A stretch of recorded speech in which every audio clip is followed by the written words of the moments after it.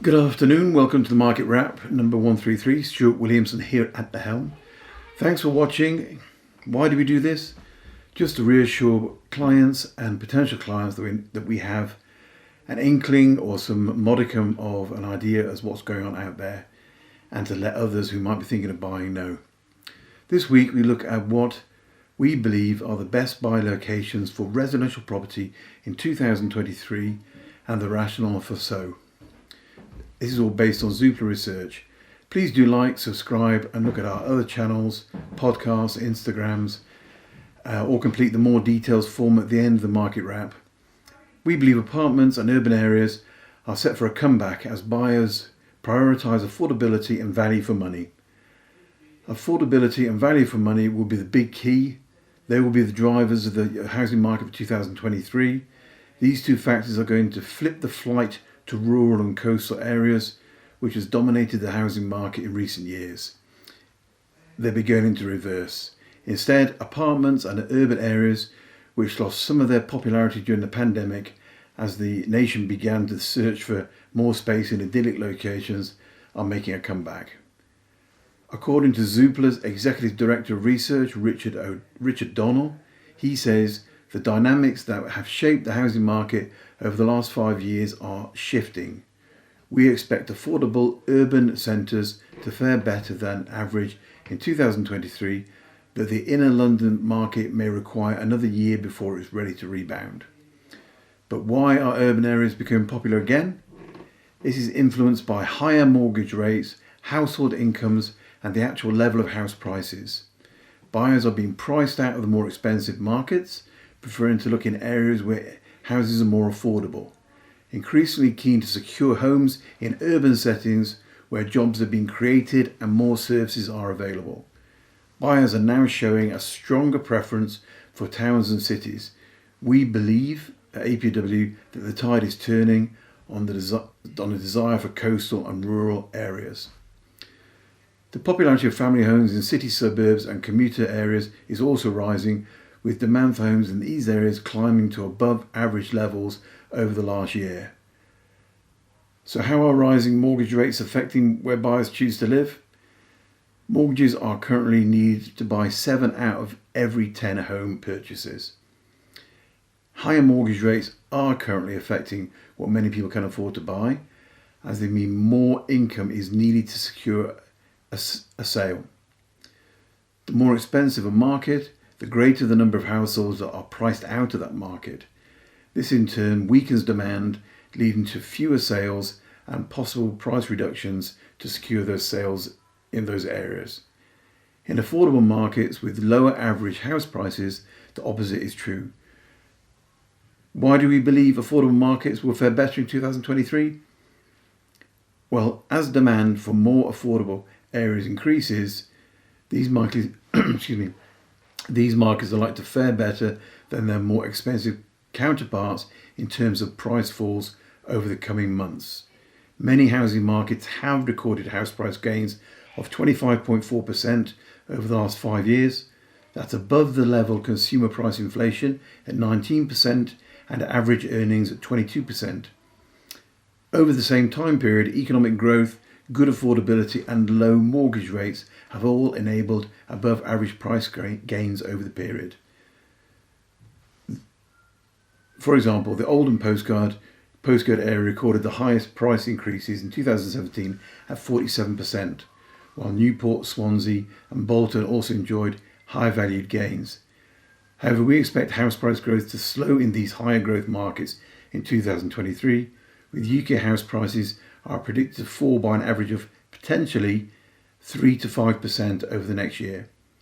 In the more affordable markets, the falls are likely to be a lot lower, as a hit to buying power from higher mortgage rates will be felt less keenly. So which affordable cities are we interested in? Major towns and cities, including Bradford, Sheffield, Swindon, Coventry, Crewe, Milton Keynes and Southend, are registering above average demand. These areas all have their own employment base. They also have good transport connections and much larger employment centres, such as London, Leeds, Manchester and Birmingham on the doorstep. So that's ties, as we call it, transport, infrastructure, employment. We always look for that. We believe employment growth will continue to stimulate housing demand in these affordable city regions throughout 2023. Exactly what JLL was saying back in October. So why are flats becoming better value for money? Apartments make up around 1 in 5 homes in the UK, but price inflation for them has lagged behind the growth enjoyed by houses. Across the UK, houses are currently valued at just over twice the price of flats. That's the highest price difference seen for 20 years. It's got to be a buying opportunity. In the capital, in London, the average price of a house is 1.7 times the price of a flat, up from 1.4 times a decade ago. Flats haven't experienced those same value gains as houses, partly because of the search for space made them less popular during the pandemic, but also because buyers were experiencing concerns over cladding and leasehold charges. However, we expect demand for the flats to increase throughout 2023 as buyers seek better value for money. The government's moves to ensure cladding problems are remediated in most buildings would also help boost their popularity further. Leasehold changes reduced all leasehold costs to peppercorn and 999 years in August this year, so that's also out of the window. So what will happen to the London housing market in 2023? London and its commuter areas have underperformed in recent years, with prices already at the highest end of the market. Affordability is already stretched. In central London and the commuter areas surrounding it, the scope for price increases over the last 5 years has been limited despite the ultra-low interest mortgage rates. So what is going to happen? Prices have been falling slightly in central London since 2017. They are now 17% lower in real terms, allowing for inflation.